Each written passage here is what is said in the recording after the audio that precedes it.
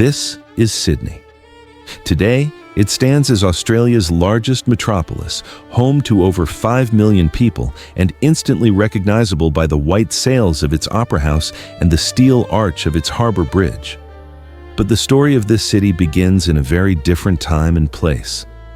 Through the advanced AI reconstruction of historical paintings, fading photographs, and detailed antique maps, we are going to watch Sydney transform from a tiny, struggling colonial outpost into one of the world's great urban centers. We begin with Sydney Cove, barely 11 years old. The settlement clusters tentatively around the harbour where Captain Arthur Phillip first landed in 1788. If you look closely, you can see Government House standing on the eastern shore, flanked by the barracks, stores, and a scattering of rough timber buildings. About 5,000 souls live here now. It is a gritty mix of convicts, Marines, and free settlers trying to carve out a life. The tank stream provides the only source of fresh water running from the ridge down to the cove. Beyond the settlement, the dense bushland stretches endlessly into the unknown.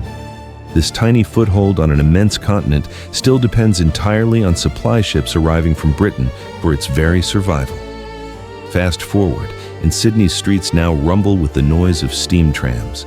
The city has exploded in size to over 220,000 people. This double-decker steam tram represents the cutting edge of urban transport technology, connecting the rapidly expanding suburbs to the bustling city center. The open-air upper deck gives passengers sweeping views of the streets as they rattle along at 12 miles per hour.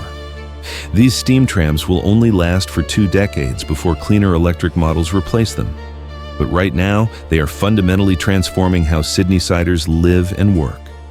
For the first time, you can live miles away from your job and commute daily, something that was impossible just a generation ago.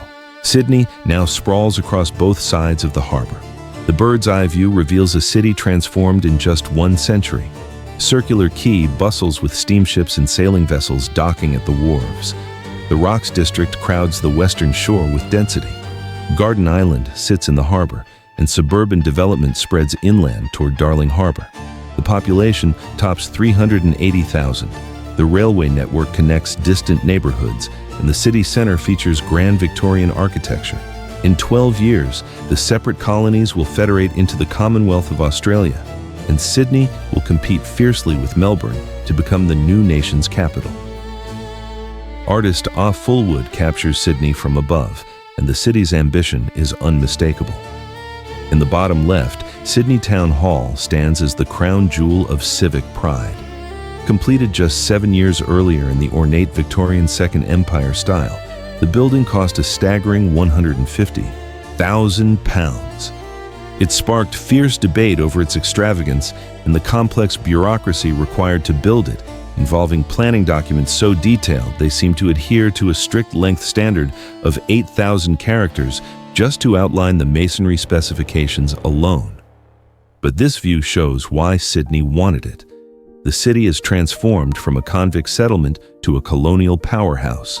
Church spires pierce the skyline, warehouses line the waterfront, and streets grid outward in all directions. Sydney is proving itself worthy of grand architecture, ready to compete with any city in the British Empire.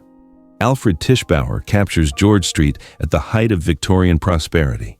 This is Sydney's main commercial artery where everyone comes to shop, socialize, and do business. The street buzzes with pedestrians, horse-drawn carts, and elegant carriages. Grand hotels and commercial buildings line both sides, their ornate facades competing for attention. The wealth generated from wool, gold, and trade has transformed Sydney into a sophisticated metropolis. Gas lamps will soon give way to electric streetlights. This is a city confident in its future, a far cry from the desperate convict settlement of just 70 years earlier. The Grand Central Coffee Palace rises like a monument to respectability. During the temperance movement sweeping Australia, reformers are building lavish coffee palaces to rival hotels and pubs.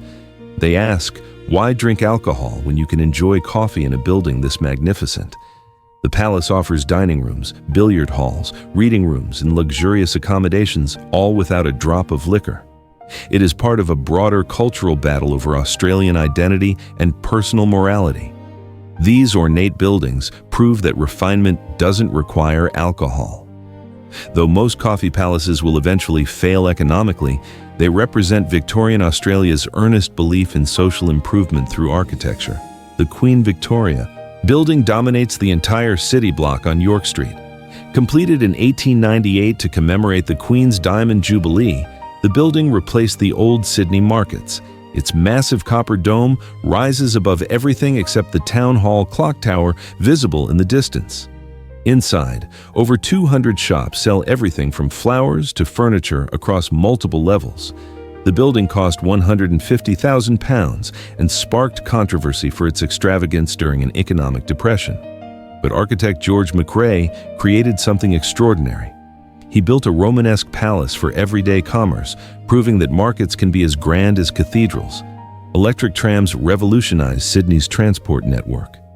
A coupled set of E-class trams climbs the colonnade approach to Central Station, the city's magnificent new railway hub that opened just 3 years ago.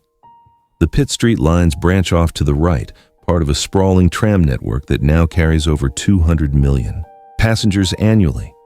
These electric trams replace the old steam models, running cleaner, faster, and more efficiently. Sydney's population has topped 500,000, and the city is spreading rapidly into new suburbs. Without this electric tram system, the expansion would be impossible. Central Station connects everything together. George Street remains the heart of Sydney, but the traffic has changed dramatically. Electric trams glide down tracks alongside the new automobiles that are starting to appear in greater numbers.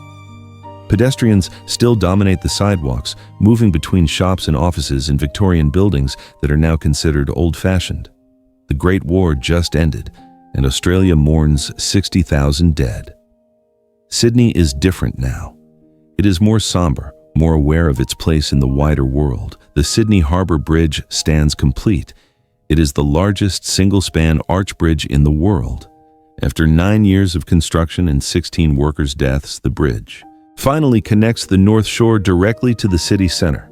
The massive granite pylons rise 134 meters above the shimmering water, and the arch spans 503 meters across the harbor. The bridge transforms Sydney forever, turning isolated northern suburbs into accessible neighborhoods and creating the iconic skyline the world recognizes today. The aerial view reveals Sydney transformed. The new Harbour Bridge dominates everything. Its massive arch connecting the city center to the North Shore neighborhoods that were previously accessible only by ferry. From above, you can see how the harbour shapes the entire city. Suburbs spread in every direction, following the waterline and spreading inland. The city center clusters around Circular Quay. The Sydney Opera House rises from Bennelong Point like a fleet of white sails. Danish architect Jørgen Utzon's radical design has been under construction for 7 years and is already causing massive controversy. The project is running wildly over budget and behind schedule. Those distinctive white shell structures required revolutionary engineering using over 1 million tiles from Sweden. Utzon will resign next year after bitter disputes with the government, never seeing his masterpiece completed. But even unfinished, the building is extraordinary. Behind it, the Harbour Bridge stands as a reminder of Sydney's previous engineering triumph. Together, these two monuments will define the city's global identity for generations to come.